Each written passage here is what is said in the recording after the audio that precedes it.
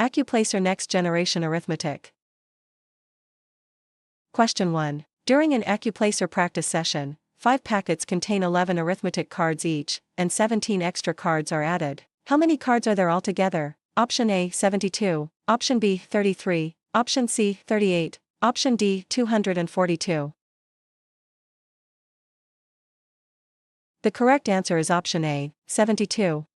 Multiply 5 by 11 to get 55, then add 17 extra cards for a total of 72. Choice B gives 33, which adds the 3 numbers instead of multiplying the packets by the cards in each packet, and choice C gives 38, which subtracts the extra cards instead of adding them. Choice D gives 242, which adds the extra cards to the packet count before multiplying. Question 2. Which number of pencils will be in each study kit if 384 pencils are divided equally among 16 kits? Option A, 400, option B, 24, option C, 368, option D, 40. The correct answer is option B, 24. Divide the total number of pencils by the number of kits. 384 divided by 16 equals 24. Choice A gives 400, which adds the group count to the total instead of dividing, and choice C gives 368, which subtracts the group count from the total. Choice D gives 40, which adds the number of groups to the quotient. Question 3. A student has $88 for exam supplies and spends $16.25. How much money remains? Option A, $104.25, option B, $88, option C, $71.75, option D, $72. The correct answer is option C, $71.75. Subtract the amount spent from the starting amount. $88 minus $16.25 equals $71.75. Choice A gives $104.25, which adds the spending to the starting amount, and choice B gives $88, which keeps the original amount and does not subtract the purchase. Choice D gives $72, which drops the cents before subtracting, which changes the remaining money. Stressed about your ACCUPLACER exam? We can take ACCUPLACER exam for you remotely and undetected. We always guarantee a pass and payments only after results. To send us an email, scan the code or tap the link in the description and let's get it done. Question 4. If an arithmetic question asks for the value of 4 plus 7 times 9 minus 5, which value should be chosen? Option A, 94, option B, 32, option C, 72, option D, 62. The correct answer is option D, 62. Apply order of operations by multiplying first. 7 times 9 equals 63, then compute 4 plus 63 minus 5 equals 62. Choice A gives 94, which adds before multiplying and breaks the order of operations, and choice B gives 32, which subtracts inside the multiplication before it is allowed. Choice C gives 72, which adds the final number instead of subtracting it. Question 5. How should a student identify the greatest decimal among 6.47, 6.54, 6.38, and 6.475? Option A, 6.54, option B, 6.47, option C, 6.38, option D, 6.475. The correct answer is option A, 6.54. Line up the decimal points and compare place values. 6.54 has the greatest value. Choice B gives 6.47, which is smaller once the decimal places are lined up and compared from left to right, and choice C gives 6.38, which is smaller once the decimal places are lined up and compared from left to right. Choice D gives 6.475, which is smaller once the decimal places are lined up and compared from left to right. Question 6. After measuring a practice minus table length of 3.165, which value is 3.165 rounded to the nearest tenth? Option A, 3, option B, 3.2, option C, 3.17, option D, 3.1. The correct answer is option B, 3.2. The hundredths digit is 6, so the tenths digit rounds up and 3.165 becomes 3.2. Choice A gives 3, which rounds to the nearest whole number instead of the nearest tenth, and choice C gives 3.17, which rounds to the nearest hundredth, which is too many decimal places. Choice D gives 3.1, which truncates the number and ignores the hundredths digit. Question 7. Which fraction is equivalent to 3 tenths? Option A, 9 sixteenths, option B, 18 sixteenths, option C, 18 sixtieths, Option D, 9/60ths. The correct answer is option C, 18/60ths. Equivalent fractions are formed by multiplying the numerator and denominator by the same non-zero number, so 3/10 times 6/6 equals 18/60ths. Choice A gives 9/16, which adds the same number to the numerator and denominator, which does not preserve equivalence, and choice B gives 18/16, which multiplies only the numerator while changing the denominator by addition. Choice D gives 9/60ths, which changes both parts in different ways instead of multiplying both by the same factor. Question 8. How can the fraction 30/40 seconds be written in simplest form? Option A, 5/40 seconds. Option B, 30/7. Option C, 11/13. Option D, 5/7. The correct answer is option D, 5/7. Divide both 30 and 42 by their common factor 6 to get 5/7. Choice A gives 5/40 seconds, which divides only the numerator by the common factor, and choice B gives 30/7, which divides only the denominator by the common factor. Choice C gives 11/13, which uses addition rather than reducing by a common factor. Are you looking for ACCUPLACER exam actual questions? Visit our website pokerexams.com to access ACCUPLACER exam study guide with actual questions and answers. Scan the QR code or click the link in the description to get ACCUPLACER exam answer key today. Question 9. The sum of 2/9 and 1/6 is which value? Option A, 7/18. Option B, 1/5. Option C, 1/18. Option D, 1/27. The correct answer is option A, 7/18. Use a common denominator and add the fractional parts. 2/9 plus 1/6 equals 7/18. Choice B gives 1/5, which adds denominators as well as numerators, and choice C gives 1/18, which subtracts the fractions instead of adding them. Choice D gives 1/27, which multiplies the fractions instead of finding their sum. Question 10. A recipe uses 7/8 cup of flour and then removes 1/8 cup. Which fraction of a cup remains? Option A, 3/8. Option B, 3/4. Option C, 1. Option D, 1/2. The correct answer is option B, 3/4. Because the denominators are the same, subtract only the numerators. 7 minus 1 equals 6, giving 3/4. Choice A gives 3/8, which subtracts the numerators but also changes the denominator, and choice C gives 1, which adds the numerators instead of subtracting them. Choice D gives 1/2, which adds both numerators and denominators. Question 11. One practice shortcut asks for 2/3 times 4/7. Which product is correct? Option A, 26/21. Option B, 4/5. Option C, 8/21. Option D, 2/7. The correct answer is option C, 8/21.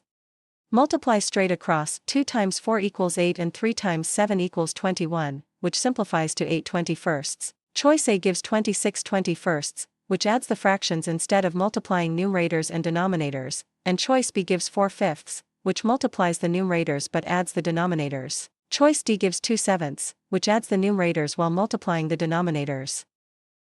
Question 12. When dividing 3/5 by February 7th, which quotient should a test taker select? Option A, 6/35. Option B, 10/21. Option C, 31/35. Option D, 21/10. The correct answer is option D, 21/10.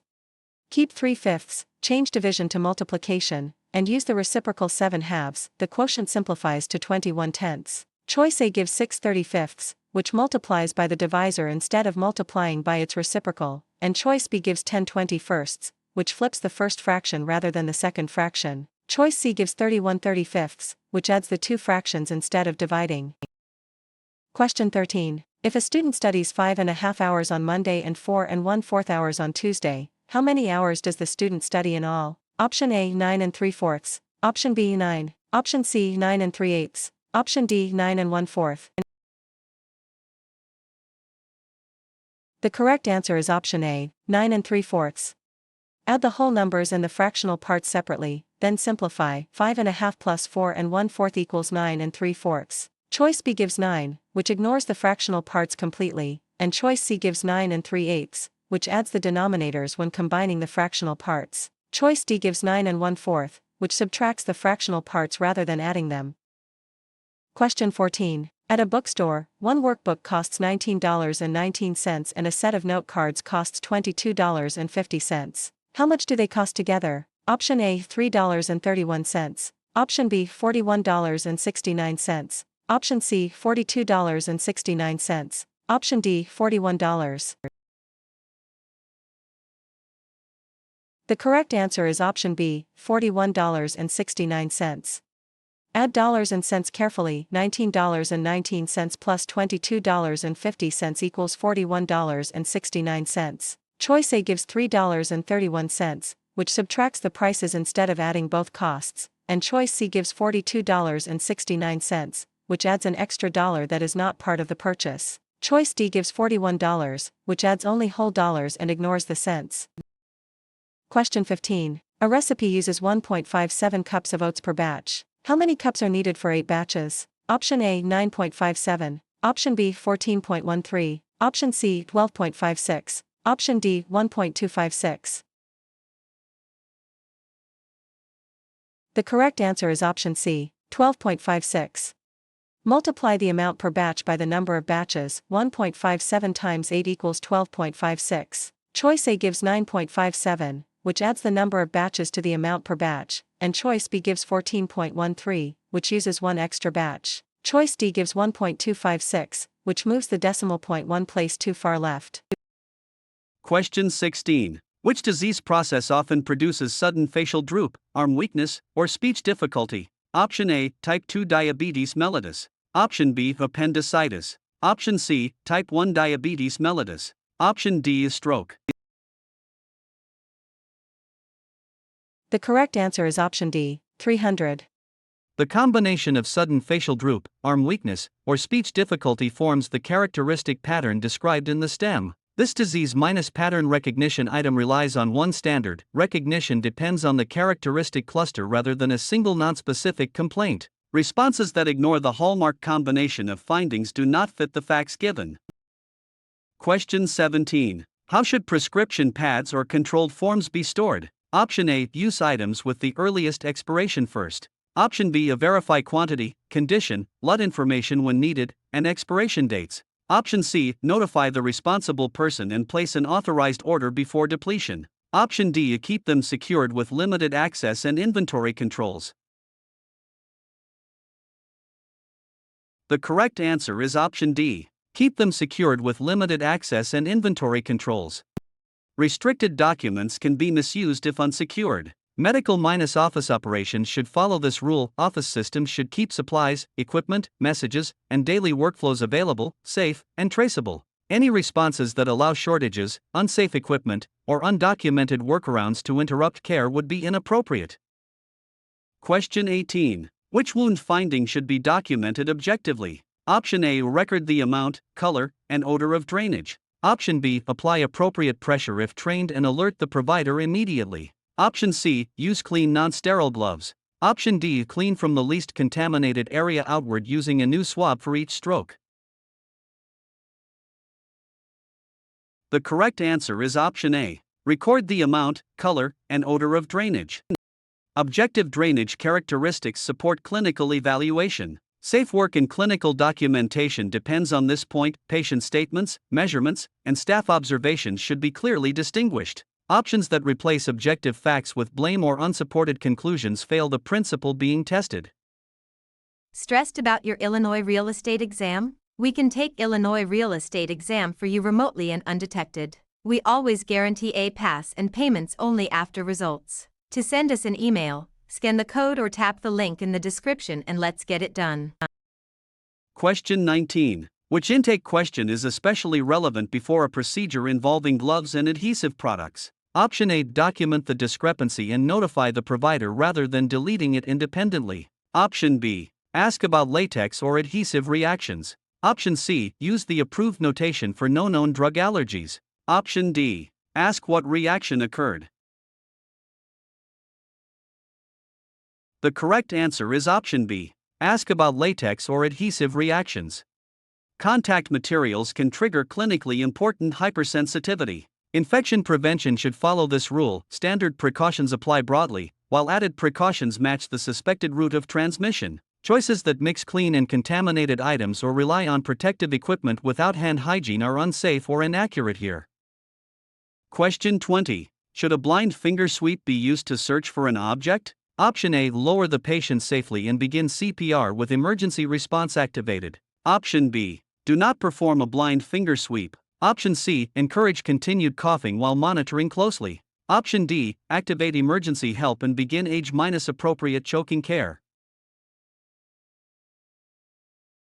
The correct answer is option D, 37. It may push the object deeper or injure the airway. Safe work in emergency response depends on this point. Warning signs should trigger the approved response and continued reassessment. Options that ignore a time-sensitive warning sign because symptoms briefly improve fail the principle being tested. Question 21. How can a wait list improve scheduling? Option A. Notify the provider and follow the directed outreach process. Option B. Offer rescheduling and apply office policy consistently. Option C. Record the no-show and contact attempts according to office procedure. Option D. Use it to offer earlier openings to patients who requested them. The correct answer is option D. Use it to offer earlier openings to patients who requested them. Wait lists fill cancellations and improve access. The relevant scheduling and message handling principle is that urgency, appointment type, required resources, and approved protocols should guide placement on the schedule. Options that promise availability or clinical advice beyond the assistant's authority fail the principle being tested. Question 22. The assistant is asked to perform an unfamiliar procedure alone. What is the appropriate response? Option A. Record objective findings and the patient's exact statements without speculation. Option B. Document unexpected events for risk review and prevention. Option C. State the lack of competency and request training or qualified assistance. Option D. No, preserve it and use only transparent correction processes. The correct answer is option C. State the lack of competency and request training or qualified assistance. Accepting a task beyond competence can harm the patient. Safe work in law, ethics, and scope of practice depends on this point. An employer request cannot authorize conduct prohibited by law or beyond delegated competence. Any responses that confuse observation and reporting with independent clinical decision-making would be inappropriate. Question 23. When should the tourniquet be released? Option A. Ask the patient to make a gentle fist without pumping. Option B. Release it once blood flow is established and before removing the needle. Option C. Keep application to no more than about 1 minute when possible. Option D. Apply it several inches above the intended puncture site. The correct answer is option B. Release it once blood flow is established and before removing the needle. Early release reduces stasis and bleeding pressure. For this phlebotomy task, the collection is not complete until labeling, transport, and sharps disposal are performed correctly. This excludes responses that leave sharps, transport, or post-puncture care incomplete.